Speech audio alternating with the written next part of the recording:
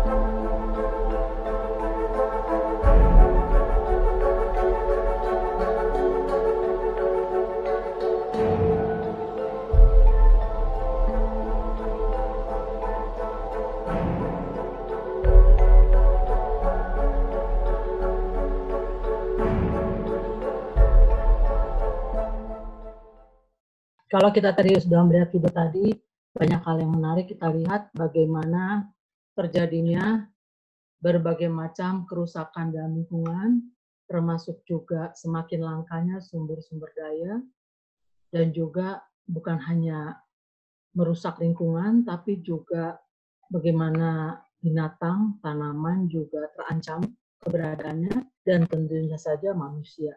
Dan kalau kita lihat tadi, dari video tadi, nampaknya bahwa manusialah yang menjadi pelaku dari berbagai macam kerusakan tersebut. Overpopulasi dan juga tindakan yang tidak bijaksana dalam menggunakan sumber daya dan juga dalam pengolahan sampah ternyata mendatangkan begitu banyak permasalahan lingkungan. Jadi dalam topik kita pada hari ini, kita akan membahas 5 hal, yaitu tentang berbagai masalah lingkungan. akibat ledakan populasi dan peningkatan konsumsi. Kedua, manusia lambat bereaksi pada perubahan iklim. Ketiga, dampak psikologis kepadatan penduduk, materialisme dan kekayaan. Dan yang kelima, hidup bertanggung jawab di dunia modern. Saudara-saudara sekalian, pada saat ini sangat menarik untuk melihat bagaimana adanya pandemi sudah membuat manusia dipaksa dalam tanda kutip untuk merubah perilakunya. Karena memang sesungguhnya manusia harus bertanggung jawab pada berbagai kerusakan yang terjadi pada lingkungan. Nah, mengapa kita nomor satu ini banyak membahas mengenai ledakan populasi dan peningkatan konsumsi? Karena memang psikologi sosial kita lebih membahas kepada perilaku manusia.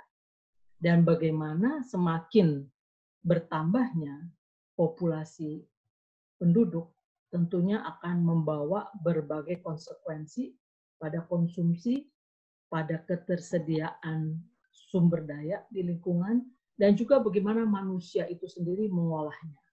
Kita bisa lihat di sini dalam akibat daripada overpopulasi, ya, kita melihat tentunya dengan semakin banyak orang, maka semakin banyak bahan pangan yang dibutuhkan. Apabila bahan pangan dibutuhkan, tentunya kita membutuhkan banyak lahan, dan juga banyak input pertanian yang masuk ke dalamnya. Yang tentunya input pertanian untuk mempercepat produksi daripada konsumsi, maka input pertanian pun ditambah menjadi input pertanian yang memakai zat-zat kimia yang dapat bisa mempercepat proses pertumbuhan untuk memberi makan penduduk yang semakin lama semakin banyak itu. Nah, sejalan dengan itu, manusia pun membutuhkan bahan bakar ya, untuk transportasi, untuk pengolahan makanan, ya, untuk menjalankan berbagai macam peralatan di rumah tangga maupun di pertanian, ya, itu otomatis bahan bakar itu menjadi meningkat sejalan dengan peningkatan jumlah penduduk dan meningkatan konsumsi. Nah, karena tadi peningkatan sumber daya, pemanfaatan bahan bakar yang begitu meningkat, akhirnya tentunya menyebabkan terjadinya global warming ya. Karena kita itu memakai begitu banyak bahan bakar sehingga terjadi polusi udara, kemudian juga kita bisa lihat bagaimana ozon juga berlubang akibat perilaku kita dan menggunakan AC ya. Banyak hal sehingga dengan adanya global warming maka itu akan merusak tatanan habitat yang ada di bumi ya, kekeringan. Nah, itu angin ribut, banjir, apa semua ya, itu terjadi di lingkungan kita. Ya, kita bisa lihat itu banjir menghilangkan ribuan nyawa, bahkan juga bisa menghilangkan satu komunitas gitu ya. Apa dampak daripada kerusakan lingkungan alam tadi? Kerusakan lingkungan alam ini tentu mengancam keberadaan bukan hanya tanaman dan hewan, tapi juga manusia. Lihat saja ya, sampah yang bertumpuk menjadi gunung, itu adalah sisa daripada konsumsi kita. Ya, sisa dari konsumsi kita. Itu udah menimbulkan masalah tersendiri. Makanan yang berlebih-lebihan, sisa makanan yang berlebihan, kita bisa lihat di sini, sisa makanan yang berlebihan, kita pesan makanan nggak dihabiskan dengan alasan macam-macam, tidak suka, diet, nggak enak, lala segala macam. Kita tidak pernah memperhitungkan berapa sebetulnya sanggup kita makan dan tidak ada rasa tanggung jawab kita untuk menghabiskan makanan yang kita pesan. Ini semua terbuang ke dalam sampah nih. Ya, sampah yang pengolahannya, teknologi pengolahannya itu belum memadai untuk memenuhi pengolahan sampah yang setiap hari itu bertonton datangnya. Ya, akibatnya apa? Mendatangkan berbagai penyakit ya, DBD, muntaber ya, itu adalah ikutan-ikutan daripada dampaknya tadi lingkungan yang diakibatkan oleh perilaku manusia. Karena Anda tahu hewan itu dia nggak tahu namanya sistem penyimpanan gitu ya, mengumpulkan bahan mengumpulkan bahan makanan banyak-banyak, enggak, dia hanya makan sebatas dia butuhkan. Kalau dia udah kenyang dicabut ya, nanti kalau udah lapar nyari lagi. Kan beda sama manusia bisa menumpuk makanan nih aja. Waktu lagi zaman COVID aja nih, orang sampai rebutan ke mall diborongin semua bahan makanan sampai tidak ada orang yang tidak bisa mendapatkan bahan makanan gitu. Sekarang aja baru pada kalem gitu. Kalau awal-awalnya kan panik sebenarnya. Nah, kemudian yang berikutnya ini adalah datangnya virus-virus macam-macam, bukan hanya coronavirus aja ya, banyak juga virus yang lain. Karena itu sama dengan virus influenza juga.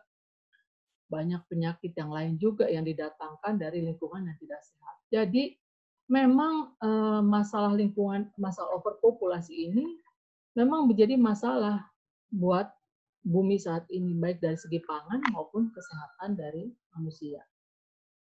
Nah, sebetulnya kan sebenarnya kita sudah menyadari bahwa sedang terjadi perubahan iklim ya di dunia ini. Namun mungkin karena prosesnya itu evolutif, manusia itu banyak yang tidak menyadari adanya perubahan iklim.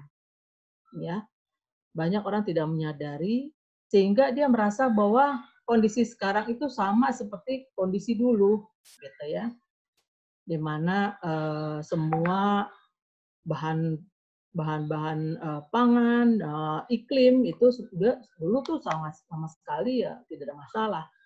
Mengapa manusia itu lambat bereaksi, tidak menyadari bahwa iklim itu sudah berubah? Yang pertama karena banyak orang itu tidak yakin ya kalau memang nggak pasti gitu, apa benar ya terjadi perubahan iklim. Karena mungkin kalau kita tinggal di desa ya, dan kita memang tidak rajin mengamati lingkungan kita, memang orang banyak tuh yang nggak berasa pasti apa iya ya, saya masih banyak air kok, masih banyak tanaman. Kita tidak memperhatikan bahwa sebetulnya udara itu semakin panas, suhu semakin tinggi, ya. Kita juga lihat banyak juga jenis-jenis tanaman yang sudah tidak ada lagi, ya, buah-buahan yang tidak ada lagi, kegersangan yang meningkat, ya. Yang kedua, orang tuh nggak percaya, mistrust ya, nggak percaya kalau memang bumi ini tuh bisa berubah gitu, berubah iklimnya, maksud tuh nggak percaya gitu, dipikirnya itu sesuatu yang statis. Ketiga, menyangkal ya, denial. Ah masa iya sih, gitu ya, masa sih iya, enggak lah, nggak ada perubahan iklim tuh, gitu ya. Yang keempat adalah orang undervaluing risk, artinya menyepelekan resiko gitu ya, menyepelekan resiko. Misalnya saja kita nggak pernah kepikiran tuh kalau kita makan berlebihan, ya dibuang ke sampah nggak masalah kita pikir. Padahal coba saja kalau satu rumah saja menghasilkan 2 kilo sisa makanan, satu kompleks aja ada 30 rumah, udah berapa? Satu RT, satu RW, satu kelurahan, satu kecamatan, dan kita tahu misalnya satu kota itu kan cuma satu tempat pembuangan sampah. Kumpulnya di situ. Itu satu hari loh, satu minggu, satu bulan, dan seterusnya. Ya, kita nggak pernah memikirkan, mungkin karena ketidakpedulian. Yang kelima juga karena memang manusia itu kehilangan kontrol, ya. Kenapa? Karena itu tadi, mungkin dia juga nggak pernah baca berita, ya. Dia juga nggak tahu bagaimana cara mencegah kerusakan lingkungan, dia juga nggak tahu karena tadi kekurangan berita, kekurangan informasi. Dan yang paling parah itu yang keenam, kebiasaan. Karena udah kebiasaan. Kebiasaan kita itu kalau habis apa-apa, sampah buang sungai. Ya. Terus kemudian kalau kita itu kebiasaan tuh kalau pasang AC, pergi keluar ruangan, pergi lama, dari matiin AC-nya. Ya, atau kita cuci tangan sampai sambil membuka kerannya terus-menerus, padahal kita lagi nyabuni tangan. Kayak sekarang juga nih di mana kita didorong untuk mencuci tangan ya dengan sabun, menghindari penyebaran virus corona ini. Saya memperhatikan perilaku orang itu udah kebiasaan ya, kalau cuci tangan itu lagi nyabunin juga, kerannya nggak dimatiin. Terus aja. Padahal diminta kan 20 detik tuh, cuci tangan tuh, menyabuni gitu ya. Nah kebayang nggak 20 detik itu berapa air yang keluar? Bisa seember kan? Itu apa nggak membuang ini ya? Bukannya saya nggak setuju cuci tangan, tapi maksudnya cara mencuci tangannya itu harus tetap memperhatikan sumber daya yang ada. Jadi kalau lagi nyabunin tangan, kerannya dimatiin, udah selesai sabunin tangan, baru kerannya nyalakan lagi, dipasang lagi gitu. Ya, supaya tadi jangan terbuang-buang airnya. Nah, jadi karena kita udah kebiasaan ya, kita pikir air itu gimana ya, nggak pernah ada habis-habisnya gitu loh. Ya, padahal kalau kita lihat dengan tadi perubahan iklim, meningkatnya suhu bumi, panas, maka banyak sumber-sumber mata air yang kering, lah gimana kemudian bisa ada sumber air untuk rumah kita masing-masing? Gimana PAM bisa dapat air gitu loh. Jadi otomatis kemarau panjang, kekeringan itu akan mengurangi debit air ke rumah kita. Ya, tapi karena perilaku kita tuh loh, kalau mandi juga buang-buang ya. Terus kemudian juga karena tadi ya nggak udah kebiasaan.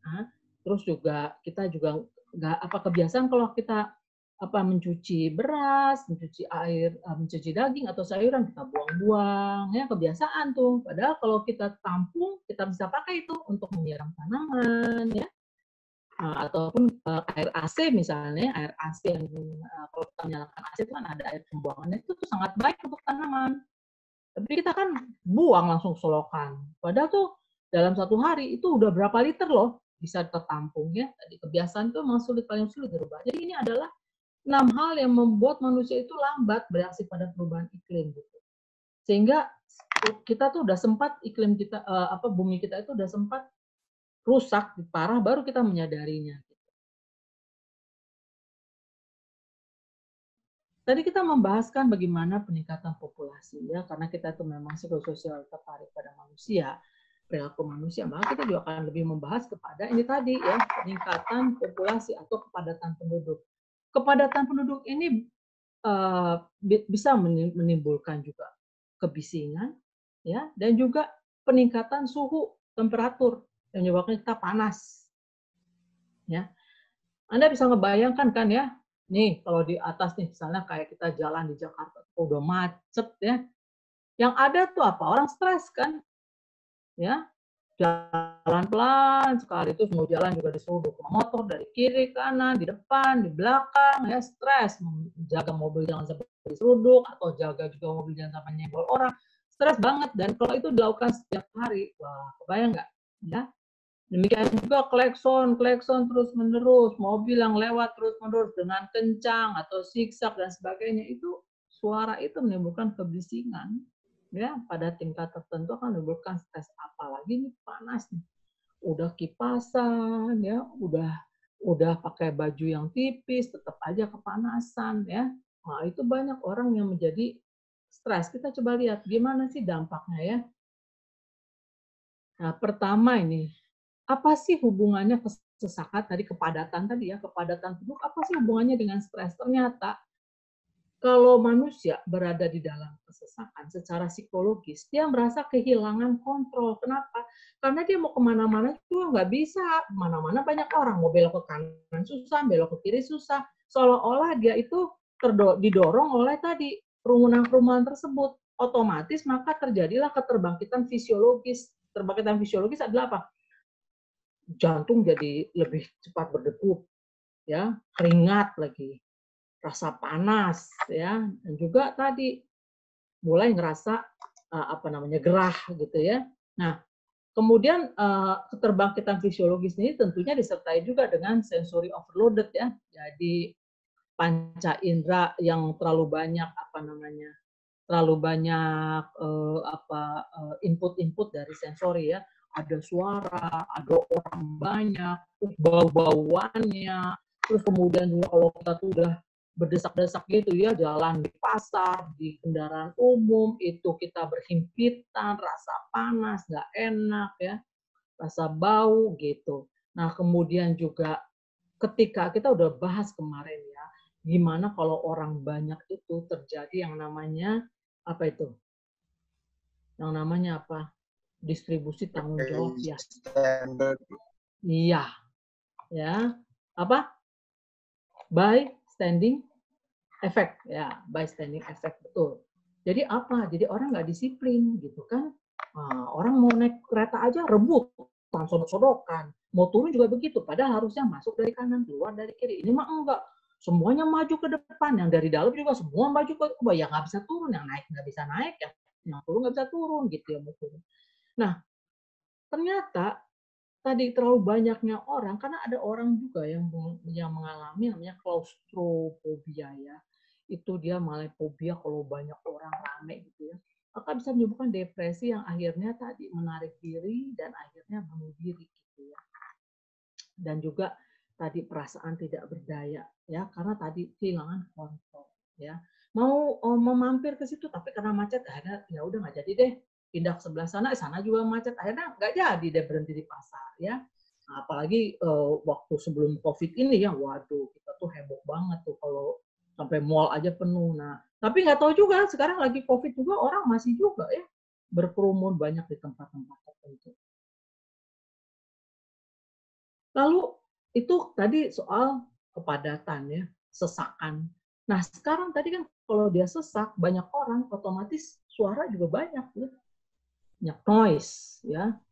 Nah, hiruk pikuk gitu ya. Oh, misalnya kebayang nggak kalau kita itu tinggal di perkampungan yang padat penduduk, yang satu di kiri pasang musik dangdut, yang di kanan mungkin pasang musik apa namanya metal, terus ada bayi nangis di saat tempat lain lagi ada ibu-ibu lagi marah.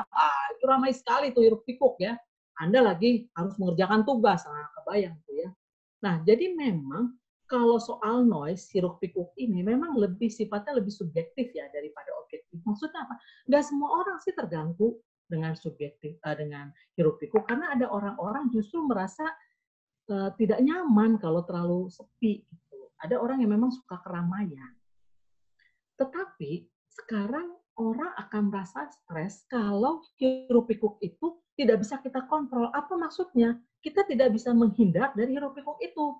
Misalnya tadi, Anda berada di lingkungan yang ramai, Anda bisa sumpel kuping Anda pakai headset, ya, atau Anda tutup pintu Anda dan jendela Anda nyaman, terjauh dari hiruk pikuk itu. Tapi pas headset nggak ada, Anda udah tutup jendela dan pintu tetap suaranya masuk, itu yang artinya hilang kontrol ya. Nah, yang berikutnya karena tadi kalau sampai manusia merasa kehilangan kontrol pada hiruk pikuk tadi, itu bisa menyebabkan agresivitas naik gitu loh secara emosional ya.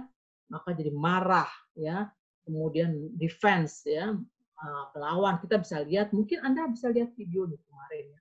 Ada orang yang diberhentiin gara-gara duduk sama istrinya di kursi depan mobil, ya kan?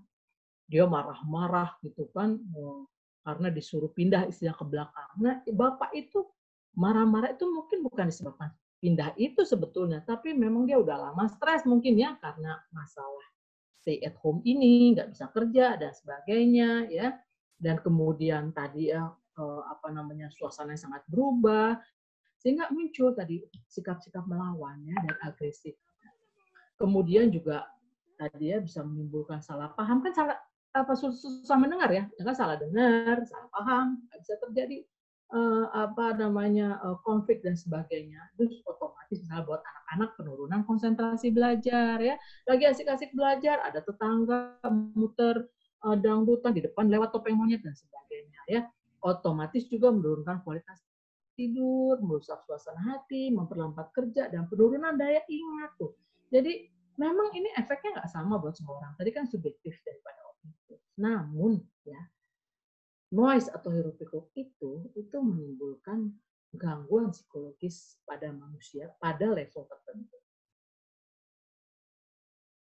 Nah, yang berikutnya lagi tadi ya, dengan peningkatan suhu lingkungan itu ya saya rasa Anda juga paham ya, kalau udara begitu panas kita mudah lelah dan juga mudah marah ya, sensi ya. Tuh kebayang nggak kalau kelas tuh nggak ada AC-nya? Masih ingat ya kelas kita udah ninggalin lama kita ya, hampir 2 bulan kita ninggalin kampus ya. Ada ruangan-ruangan yang nggak ada AC-nya tuh ya. Nah, itu duduk berhimpit-himpit tuh, kalau kesenggol dikit rasanya udah pengen marah, udah pengen ngamuk, apalagi kalau kuliahnya jam 1 ya. Nah, jadi terjadi perubahan mood juga ya. Dan juga kita juga jadi kehilangan apa namanya kemampuan untuk bekerja lebih giat, susah berkonsentrasi. Kalau kelebihan panasnya malah kita bisa merasa pusing, mual, sakit kepala, dan juga kan karena berkeringat ya, kulitnya lembab itu jadi nggak enak ya, nggak nyaman ya ketika banyak keringat. Dan banyak orang juga mengalami kesulitan tidur. Ternyata hasil penelitian menunjukkan memang udara yang sejuk mempermudah orang untuk tidur, gitu ya. Nah, jadi itu adalah 3 hal yang diakibatkan oleh kepadatan penduduk, ya, yang tadi namanya kesesakan, rasa sesak, kedua adalah hiruk pikuk, dan yang ketiga adalah peningkatan suhu. Ya, ini 3 hal yang menimbulkan dampak psikologis pada manusia. Ya, baik dampaknya pada diri sendiri maupun dampaknya pada interaksi dengan manusia lain. Termasuk juga bagaimana pengaruhnya pada kinerjanya, performance-nya. Ya, karena apa? Karena orang jadi sulit berkonsentrasi, ya, terhambat untuk bekerja keras, sakit kepala, ya, apalagi tadi karena susah tidur mungkin jadi cepat lelah, ya. Nah, di samping daripada hal itu, saudara, yang tadi kepadatan penduduk, ya, di samping itu ada lagi perilaku manusia lagi yang kedua adalah materialisme, ya. Pada masa ini terjadi peningkatan materialisme yang cukup tajam, ya, di mana manusia itu mengejar terus-menerus kepemilikan materi, ya, atau kekayaan, sehingga terjadi juga kecenderungan penurunan spiritualisme. Ya, orang jadi lebih bersemangat mengejar uang untuk mendapatkan duit daripada melakukan dengan tekun saat-saat dia harus beribadah. Ya, bahkan orang juga demi materialisme itu banyak melanggar norma-norma agama. Ya, nah, apakah benar ya kalau kita jadi kaya, apakah kita banyak materi, kita akan menjadi bahagia? Itu dijelaskan oleh Engelhardt tahun 1990, dia bilang enggak tuh, lemah korelasi antara kekayaan dan kebahagiaan. Kenapa? Karena ternyata kalau orang udah kaya masih merasa kurang kaya juga. Dia merasa kurang cukup juga. Ya kerja lagi sehingga dia merasa semakin kurang bahagia kalau dia merasa belum memiliki apa yang dia inginkan gitu. Ya. Nah, sehingga menjadi pertanyaan apakah kesejahteraan masyarakat atau kita sebut kesejahteraan kolektif itu hanya semata-mata dapat diraih melalui peningkatan ekonomi. Ternyata jawabannya tidak. Ya. Justru dengan peningkatan ekonomi ini, ternyata banyak muncul peningkatan perceraian, bunuh diri pada remaja, dan depresi. Ya karena tidak semua orang ya bisa mengikuti tadi kerja keras, persaingan ya, di antara orang untuk mendapatkan tadi materialisme. Dan juga tadi orang juga menjadi merasa depresi karena tidak mampu berpenampilan seperti orang lain, seperti tuntutan penampilan pada masa ini gitu ya, kepemilikan barang-barang tertentu kadang-kadang menjadi ukuran indikator daripada harga diri seseorang. Apa akibatnya ketika orang merasa tidak berdaya, ya, tidak memiliki identitas, maka itulah menjadi muncul depresi dan diakhiri pada bunuh diri, gitu ya. Jadi materialisme itu sesungguhnya itu gagal memuaskan manusia. Ketika kita hanya mencari tujuan ekstrinsik, ekstrinsik itu kan luar ya, kekayaan, kecantikan, kepopuleran, ternyata tidak selamanya itu akan menghasilkan kebahagiaan yang sejati, malah menimbulkan kecemasan, depresi, dan penyakit psikosomatis. Itu kata X-Ray tahun 2005, Sheldon tahun 2004. Ya, kita bisa lihat nggak semua influencer itu kan berbahagia ya. Ketika dia, kita kenal beberapa influencer mengatakan dia mau keluar, balik lagi, dan kemudian dikatai orang, dan segala macamnya. Banyak ternyata permasalahan, ternyata tidak mudah ketika orang menjadi populer, gitu ya. Banyak juga kecemasan-kecemasan yang muncul, dan akhirnya depresi juga terjadi. Kita juga lihat banyak artis-artis juga, artis Korea juga, artis Amerika juga yang malah depresi dan akhirnya bunuh diri. Dan penyakit-penyakit psikosomatis. Atau psikosomatis itu penyakit-penyakit yang sebetulnya bukan karena gangguan soma atau tubuh, tapi sebenarnya karena masalah kejiwaan. Nah, ternyata ketika kita lebih mencari tujuan intrinsik, ya, intrinsik artinya kepuasan dalam diri, yaitu misalnya contohnya keakraban, pertumbuhan pribadi, dan kontribusi pada komunitas, ternyata kata kasar 2000 dan Britania tahun 2002 mengatakan itulah yang lebih menghasilkan kualitas hidup lebih tinggi. Ya, ya kita bisa ketawa-ketawa nih sama teman-teman, ya ngobrol-ngobrol, kumpul-kumpul, itu yang kita kehilangan saat ini ya. Itu menyebabkan orang-orang banyak merasa sedih nih karena di rumah terus. Tapi ada WA nih, di mana kita tetap bisa berkomunikasi, bercanda dan sebagainya. Itu yang kadang-kadang membunuh rasa kesepian, yang justru membuat kita menjadi lebih bertahan dalam situasi lockdown ini gitu ya. Nah, jadi artinya mencari tadi aktualisasi diri, ya, pertumbuhan pribadi itu ternyata justru lebih mendatangkan kebahagiaan. Tapi masalahnya manusia itu lebih menganggap bahwa tujuan ekstrinsik itu lebih diutamakan dari tujuan intrinsik. Karena tadi standar keberhasilan itu sering dikaitkan dengan tadi hal-hal yang ekstrinsik ini, ya, bukan pada hal intrinsik. Padahal kalau kita lihat tadi nggak mendatangkan kepuasan ketika kita selalu mengejar yang ekstrinsik itu. Lalu kita bertanya, kenapa sih ya manusia itu tadi selalu mengejar tujuan ekstrinsik tadi? Kenapa dia menjadi konsumtif? Ya, psikologi sosial menjelaskan bahwa ada yang namanya fenomena level adaptasi. Artinya apa?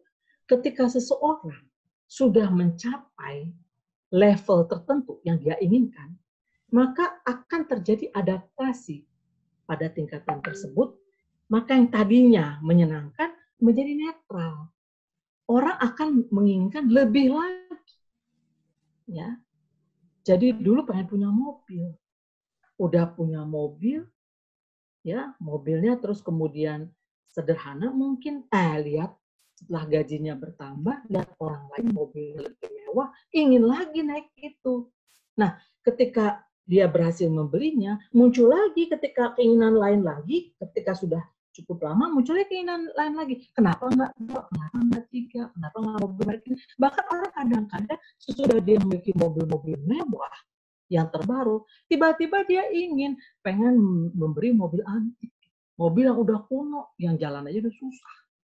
Ya, itu tadi orang nggak pernah puas ketika dia sampai pada level yang dia inginkan, terjadilah adaptasi sehingga itu menjadi datar, netral, nggak menarik lagi, ingin lebih lagi, gitu ya. Itu yang pertama. Yang kedua adalah kecenderungan manusia itu memang suka membandingkan diri dengan orang lain, ya. Dan kecenderungan manusia itu selalu membandingkan dengan orang yang di atasnya, upward comparison, ya. Nah, akibatnya apa? Kan rasa nggak pernah puas terus, karena di atas kita pasti ada lagi orang di atas kita, ada lagi, seterusnya, ya. Jadi makanya peningkatan kemakmuran atau kekayaan itu tidak pernah jadi disertai oleh peningkatan kebahagiaan. Ya, orang udah punya 1 pabrik, pengen 2, pengen 3, pengen 4, ya. Nah, padahal sebetulnya manusia itu punya kemampuan beradaptasi pada kehidupan yang lebih sederhana. Ya, buktinya sekarang kita dalam suasana seperti ini, ya kan nggak bisa nongkrong lagi di kafe, ya kan? Nggak bisa jalan-jalan lagi di mall. Biasa-biasa aja tuh, kita hanya nonton YouTube, ya, kemudian ikutin kuliah, kemudian makan makanan di rumah. Ternyata kita hidup-hidup aja tuh, ya. Jadi tadi hubungan kita dengan orang lain itulah yang menyebabkan, ya, tadi fenomena level adaptasi dan social comparison itulah yang menyebabkan kita nggak pernah puas dengan apa yang kita miliki, sehingga manusia itu cenderung menjadi konsumtif. Nah, ini seorang raja, ya, raja hutan itu tahun 2003 itu mengatakan bahwa ternyata buat dia kebahagiaan bruto nasional, ya, kebahagiaan itu lebih penting daripada pendapatan bruto nasional. Ya, kenapa? Karena menurut dia kalau orang udah bahagia, ya, maka orang itu akan semangat bekerja, ya. Jadi harusnya bukan berarti artinya ekonomi itu tidak perlu meningkat, tapi menurut dia harusnya pengembangan materialistik atau materi itu harusnya sejalan dengan pengembangan spiritual. Ya, harus saling melengkapi, harus saling dukung mendukung. Ya. Jadi manusia itu harus bahagia. Jadi bukan hanya cari uang terus. Makanya itu kita sering mengatakan nikmati kehidupan Anda. Ya, jadi jangan terus-terusan kerja, ya, jangan terus-terusan mengejar uang, sekali-kali kumpul bersama keluarga. Ya kayak sekarang ini kita berterima kasih kali ya ke ini juga virus pandemi ini, bagaimana kita itu dipaksa untuk memberikan perhatian lebih kepada keluarga kita, ya, dan menjalin kembali ya komunikasi yang mungkin dulu terputus karena tadi kesibukan masing-masing anggota keluarga untuk cari duit, mengejar karir, ya, dan sebagainya. Lalu apa kalau begitu kontribusi psikologi sosial dalam meningkatkan kualitas hidup manusia seperti yang dikatakan oleh tadi Kaisar Buton tadi ya, supaya sejalan gitu ya pengembangan material atau ekonomi dengan spiritual itu. Yaitu tadi yang pertama, kita tuh perlu membangun hubungan yang akrab dan saling mendukung dengan orang sekeliling kita. Ya, jangan mengisolasi diri dan kemudian sibuk terus bekerja, karena pada titik tertentu Anda nggak akan pernah merasa bahagia, Anda akan merasa setia. Ya, jadi cobalah manusia itu mengaktifkan diri dalam komunitas. Tadi kita udah lihat ya, kepuasan itu ternyata ketika kita berbagi, akrab, suasana akrab itu ternyata yang membuat kita bahagia. Jadi kita harus menyisihkan waktu untuk aktif dalam komunitas sosial dan terpercaya. Artinya komunitas yang kita percaya, yang kita bisa sharing tanpa merasa khawatir, gitu ya. Tapi tadi kan sekali lagi orang kadang-kadang mencari komunitas dengan tujuan-tujuan materialistik, supaya terkenal, supaya bisa berbisnis dan sebagainya. Itu kadang-kadang membuat manusia itu menjadi tidak natural lagi gitu loh.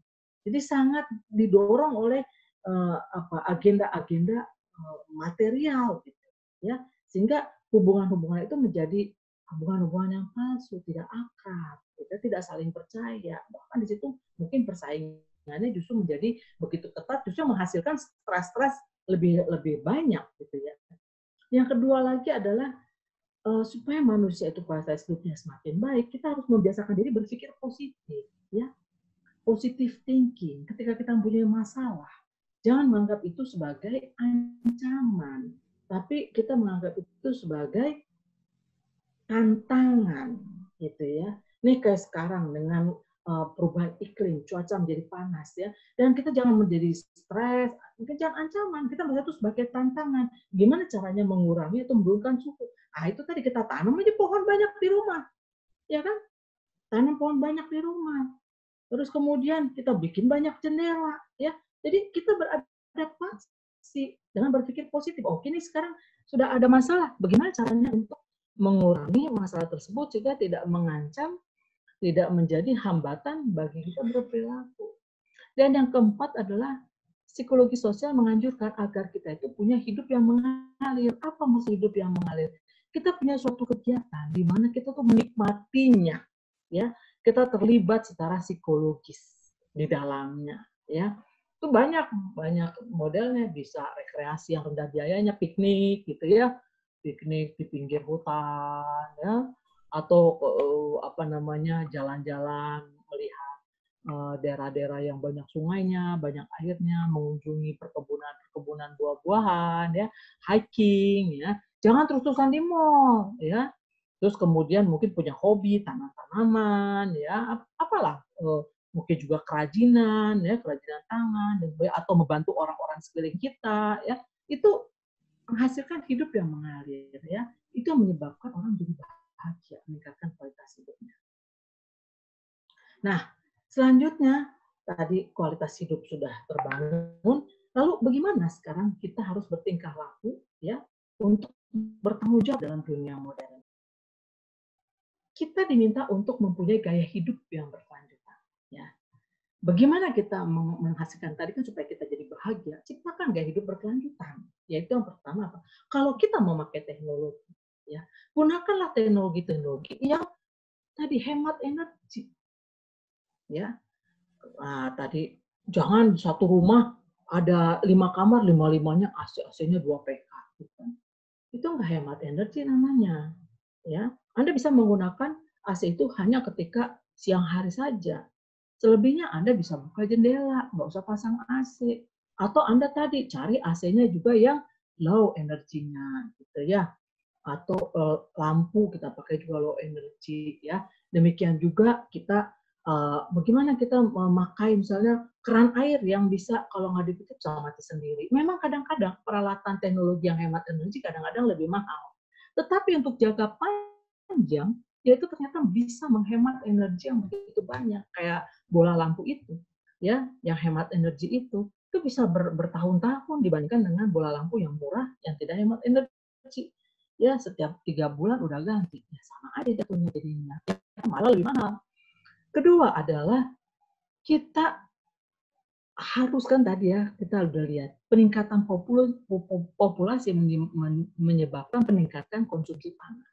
Maka salah satu cara untuk gaya hidup kita berkelanjutan adalah dengan menurunkan populasi, ya, penurunan populasi sehingga kok mulut yang harus dikasih makan itu berkurang, ya, menurunkan konsumsi. Tapi itu tadi ada kecenderungan manusia ketika melihat jumlah orang yang sedikit dan kemudian lingkungan yang kurang padat, terus tiba-tiba berniat untuk memenuhinya dengan manusia. Nah, itu dia yang bahaya. Ya, saya masih ingat ketika saya masih kecil. Ya, saya bisa bermain kemana-mana naik sepeda. Ya, saya bisa camping-campingan di kebun gitu ya. Nggak kayak sekarang. Sekarang nggak ada lagi tempat untuk itu. Naik sepeda juga takut kesamber sama truk. Ya, mau kemana? Nggak ada tempat untuk bermain karena begitu padatnya orang. Ya. Kemudian kita juga perlu dalam gaya hidup berkelanjutan bijaksana dalam konsumsi pangan seperti tadi dijelaskan, usahakan zero waste, don't throw away ugly food that doesn't sell.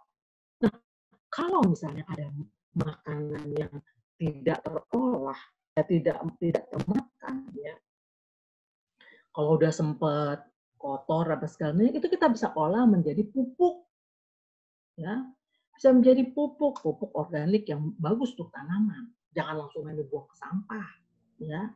Nah, kalau Anda punya makanan berlebih dan Anda kira-kira udah nggak bakalan sanggup menghabisnya, kenapa nggak berbagi dengan tetangga?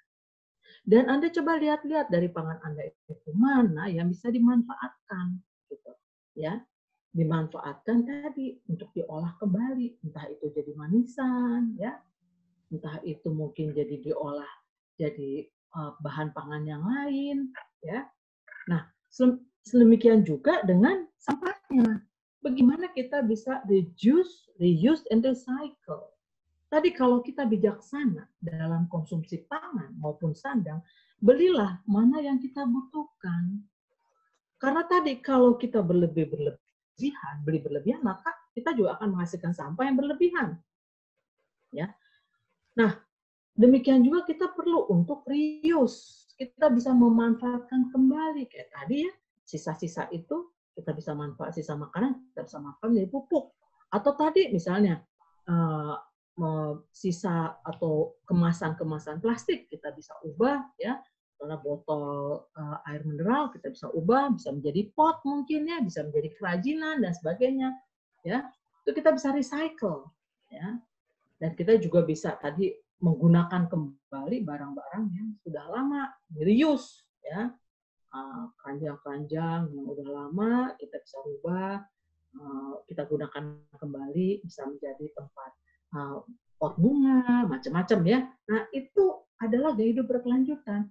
Jadi kalau kita lihat ya, gaya hidup pada masa kini ini berbeda dengan yang dulu. Nggak main buang-buang, nggak pakai energi dengan tidak bertanggung jawab, tidak mengolah sampah sembarangan, nggak makan banyak-banyak konsumsi pangan dengan jumlah orang yang banyak. Tetapi tadi kita memikirkan bahwa segala sesuatu itu sudah terbatas di dunia ini, sehingga kita harus lebih tadi ada kesadaran dalam diri untuk berhemat ya.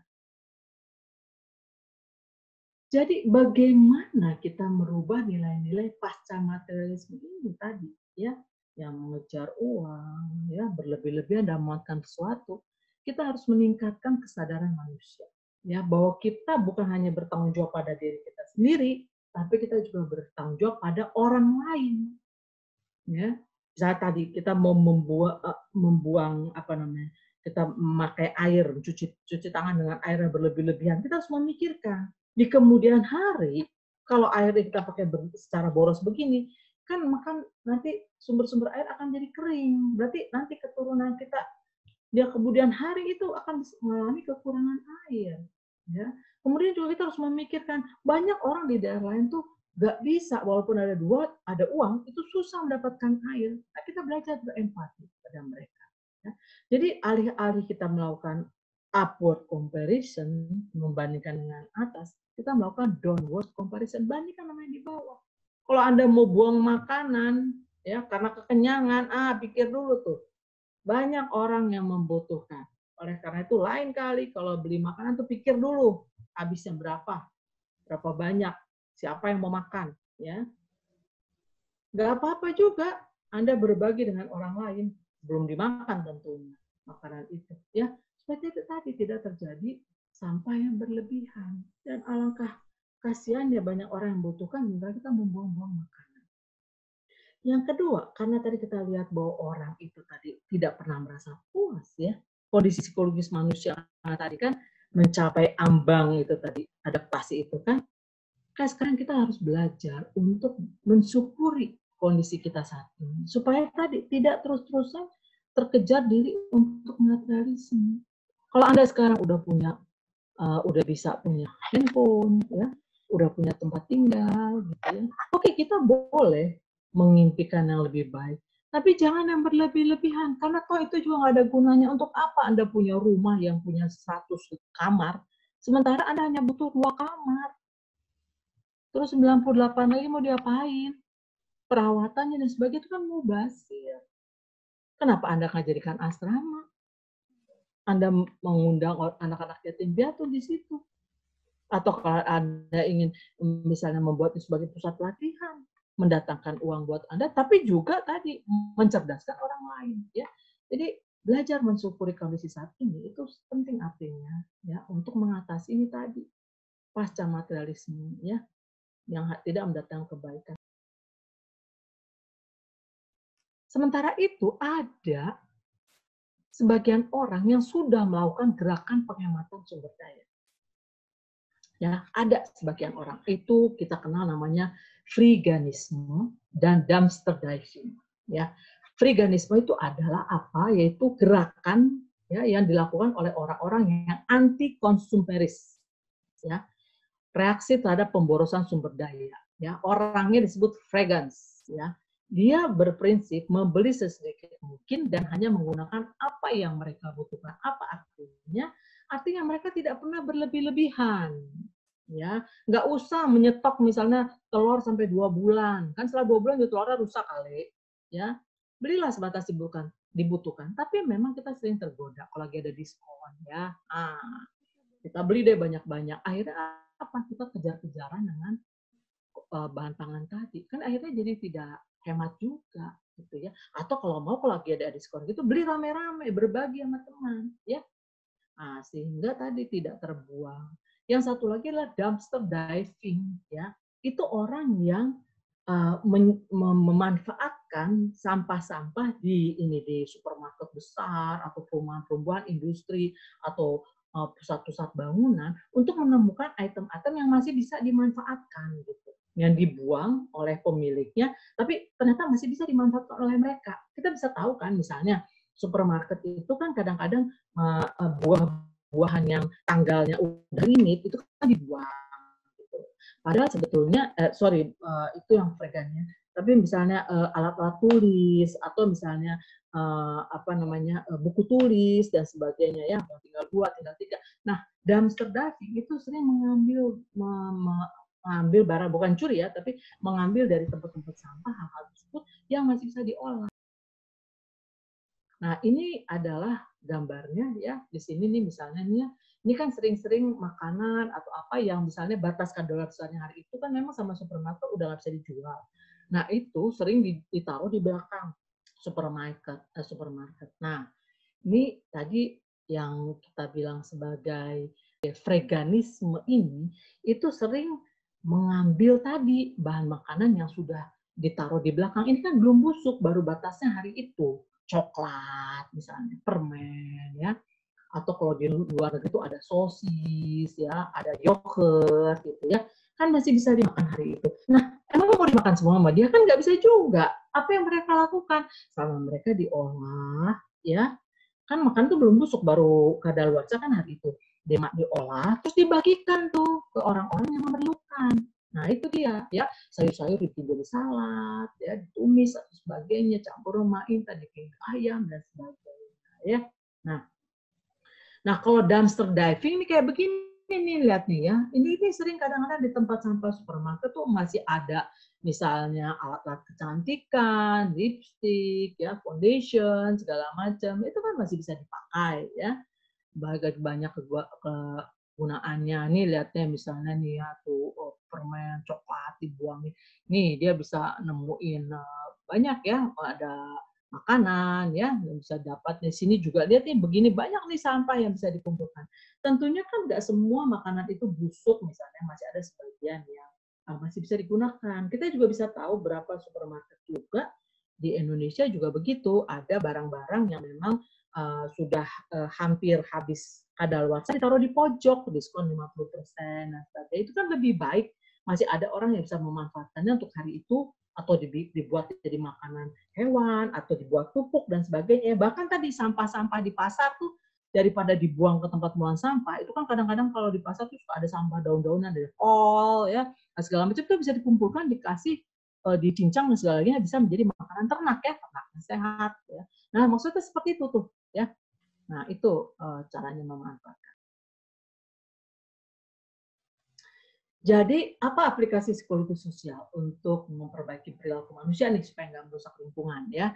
Jadi kita sebagai manusia itu harusnya mempunyai tadi kesempatan untuk memonitor tingkah lakunya, karena manusia itu pada dasarnya ingin menjadi apa namanya, penguasa atas dirinya sendiri, mampu memonitor. Kayak tadi ke dalam kesesakan, dalam banyak kepadatan orang, kita kan hilang kontrol ya kepada diri kita. Kenapa? Karena kita nggak bisa stop di mana kita mau, kita nggak bisa duduk di mana kita mau ya. Nah, jadi kita harus membuat manusia itu dapat memonitor tingkah lakunya. Caranya gimana? Tentunya tadi ya dengan banyak memberikan apa namanya, penyuluhan, kesadaran pada manusia sehingga manusia itu bisa melihat, mengevaluasi apa yang sudah dilakukannya. Kedua, membuat norma publik dan kebijakan publik yang memotivasi manusia untuk tidak merusak lingkungan. Misalnya apa? Kita buat jalur sepeda supaya orang nggak naik sepeda di rumput, misalnya ya. Kita bikin jalur jalan kaki setapak supaya orang nggak nginjek rumput, nggak ngerusakin ya. Kemudian beri penghargaan atau sekaligus hukuman kalau orang melanggar ya. Kemudian yang lainnya lagi adalah bahwa bisa merubah juga cara orang mempersepsikan dirinya dan perilaku sosialnya. Artinya gitu, orang harus memandang bahwa dia merupakan bagian dari masyarakat yang harus bertanggung jawab juga. Jangan dia merasa bahwa dia itu kan bukan urusan saya, santai aja. Enggak, kita harus merasa bahwa kita adalah bagian dari manusia dalam bumi ini yang harus turut bertanggung jawab memelihara lingkungan. Ya, jadi kita harus memperhatikan juga bagaimana perilaku sosial kita. Nah, berikutnya adalah ini yang kita kuliah dari Festinger ya, kognitif disonansi. Kita kan udah banyak tahu. Anda semua kuliah tentang ekologi ya, tahu dari waktu zaman PPKU juga udah dapat ya. Nah, Anda tahu harus menjaga lingkungan. Tapi terus kelakuan Anda tidak sesuai dengan pengetahuan Anda. Seharusnya kita tuh merasa disonan gitu. Ya. Nah, dengan terus-terus mengingatkan apa yang harus sebaiknya dilakukan orang untuk melihara lingkungan, maka diharapkan pengetahuan yang sudah dimiliki orang itu akan membuat dia merasa tidak nyaman kalau tingkah lakunya tidak sesuai dengan apa yang diketahui. Ya. Dan kemudian tadi membuat orang sadar pada besarnya energi yang telah digunakannya Jadi kita hitung-hitungan. Tadi kan kalau Anda tidak hitung-hitungan, Anda tidak tahu tuh tadi berapa sampah yang dibuang, ya. Kemudian berapa banyak kalau satu kota, demikian juga air, kalau satu orang pakai 5 liter air untuk cuci tangan, ya. Kalau satu keluarga udah berapa, satu RT udah berapa, dan seterusnya Anda bisa terkejut sendiri, ya. Bisa satu danau kali sehari dihabiskan air. Nah, di sini juga perlu ya, manusia itu suka kan, kita tahu perspektif behavioris, manusia itu suka gitu apabila diberi feedback atas usaha konservasinya, ya. Nah, ini nih contohnya ya, ini ketika kota itu berhasil menjadi kota yang terbersih, ya, maka itu dia mendapat penghargaan, itu akan mendorong orang untuk terus melakukan konservasi, ya. Nah, terus kita tahu juga ada sistem token ya dalam penggunaan listrik. Ya, itu kan akhirnya membuat apa tuh? Membuat orang jadi menyadari, oh ini saya tuh udah pakai sekian banyak loh ya listrik. Terus kemudian menjaga kebersihan lingkungan. Karena biasanya kalau lingkungan udah bersih, orang tuh jadi kagok mau buang motornya. Tapi kalau lingkungan kita udah kotor, orang mau nambahin sampah tuh nggak ragu-ragu. Ada kotor, kepala kotor. Ya itu udah sifat psikologisnya manusia. Ya. Nah, kemudian tentunya merubah sikap masyarakat kita dan nilainya ke arah sikap pro lingkungan seperti saat ini. Ini mau nggak mau, ini kita dipaksa untuk mengarahkan nilai kepada sikap yang pro lingkungan. Ya, diminta kita menjaga kebersihan, ya, diminta kita selalu memeriksa jangan sampai ada genangan-genangan air karena saat ini juga banyak DB, gitu ya. Nah, jadi masyarakat itu didorong ya untuk selalu bersikap pro lingkungan, tentu dengan banyak kampanye-kampanye dan sebagainya. Dan juga tentunya sediakan fasilitasnya, gimana mau buang sampah kalau nggak ada tempat sampah, ya. Gimana juga Anda bisa menghemat energi kalau tidak tersedia juga, ya, teknologi-teknologi hemat energi di sekitar Anda yang bisa Anda akses, ya. Dan tentunya adalah persuasi massa. Ini tentu bagian daripada kita ya sebagai seorang mahasiswa komunikasi ya. Dalam persuasi massa itu isinya kampanye-kampanye itu adalah memandang manusia bagian dari alam seperti saya katakan tadi, membangkitkan nilai intrinsik bagi manusia ya, penting, jangan melulu materialistis, estetik. Kemudian dalam persuasi massa itu kita tekankan pentingnya menghargai masa depan ya, dan populasi. Kayak tadi kita pikirkan anak cucu kita gimana nanti aksesnya pada sumber daya kalau kita tuh semakin banyak menghabiskan bahan bakar ya sebagainya. Kemudian juga menyadari saling ketergantungan manusia. Jangan hanya mikirkan diri sendiri, tapi kita ya. Dan juga kembangkan, kita dorong manusia itu lewat persuasi massa nih, kampanye itu bukan agar menghayati hidup bukan sekedar mengejar uang atau materi, tapi juga relasi dan spiritual. Dan yang terakhir tentunya adalah tadi keseimbangan. Bukannya kita tuh spiritual aja, itu juga salah kalau ngejar spiritual juga doang ya. Karena nanti siapa yang akan akan beri kita makan. Jadi harus seimbang. Seperti tadi ya, Raja Butan tadi bilang kan keseimbangan antara material dan spiritual. Keadilan, ya, tadi berbagi dengan orang lain, jangan buang-buang sesuatu sementara orang lain tidak bisa memilikinya, ya. Dan tadi komunitas manusia, ya, bergaul akrab dengan lingkungan Anda, jalin hubungan, ya, yang serasi, saling percaya, ya. Terus kemudian aktif dalam kegiatan-kegiatan yang membuat Anda merasa nyaman, ya. Jadi ini adalah isi dari kampanye-kampanye lingkungan yang dapat Anda lakukan ya, agar manusia itu memperbaiki kelakuannya untuk tidak selalu merusak alam. Nah, saya punya video terakhir yang memandang dari segi lain mengenai apa yang menimpa kondisi kita saat ini ya. Alih-alih kita merasa bahwa kita itu dizolimi oleh bencana COVID ini. Nah, ini pandangan ini agak menarik untuk kita saksikan ya. Mari kita dengarkan penjelasannya. nature is a great experimenter.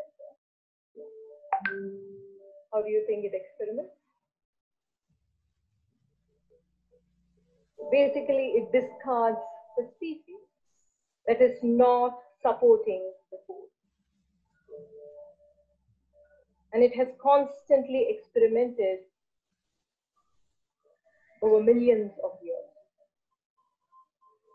It has discarded the dinosaurs. It has discarded probably the saber-toothed tiger. It has discarded Ramapithecus. It has discarded the Neanderthals. A few of these species have survived for 200,000 years. A few of them have also survived for 10 to 20 million years. So this is just information. But the question is, how sure are we about the success of our species, of the success of this human species? Are you sure we're going to survive forever? If you have to survive forever, that means you need to be beneficial for the whole. If you're not going to be beneficial for the whole, what would nature do? It would discard it. Are we being beneficial to the whole? If we probably have to have a conversation with the planet Earth, what do you think the planet would tell us? No? Very unhappy. We are probably more damaging than the smallpox virus, which doesn't exist now. Yes? We are more damaging. We are causing greater calamity. We are being cruel to this planet of ours. If you look at any other species, every other species kills somebody else or kills another species only for its own survival, only when it is threatened or when it is very hungry. But we as a human species, we have not evolved. But we as a species kill another species, not for our own survival, but to prove our superiority over the others, to prove our dominance over this entire planet, or sometimes even for pleasure. There is a huge noise outside in the world about the virus, the coronavirus. What if this coronavirus is nature's way of eliminating the human virus? There is a huge possibility, right? We are not being beneficial to the whole. If we are not being beneficial to the whole, we have seen again and again that nature discards us.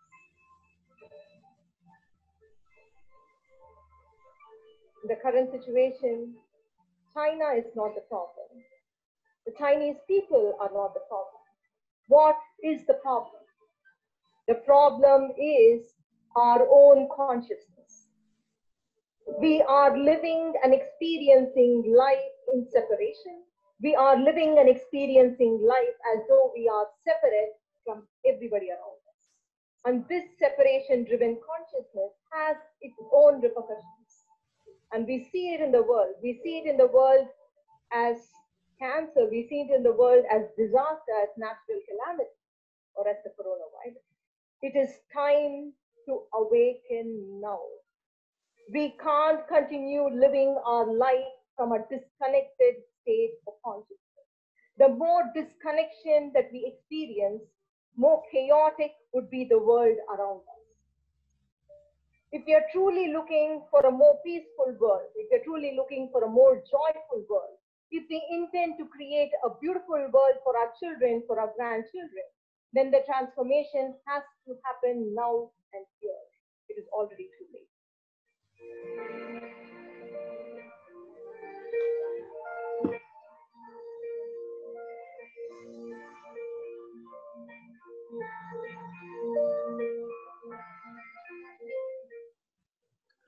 Oke, saudara-saudara sekalian, tadi kita sudah melihat ya video terakhir tadi, itu pandangan sudut pandang lain ya, yang justru bertanya jangan-jangan coronavirus ini ada memang untuk mengeliminasi manusia nih, karena tidak berpartisipasi dalam lingkungan ya, tidak bermanfaat gitu dalam lingkungan. Jadi makanya jadi terjadi begitu, jangan-jangan kita ini mau dimusnahkan ya, karena tadi juga spesies asalnya jika tidak bermanfaat maka dia menjadi dimusnahkan gitu ya. Baik, jadi ini adalah daftar pustakanya ya, dan oke. Sekarang saya akan membuka ya waktu untuk kita berdiskusi bersama.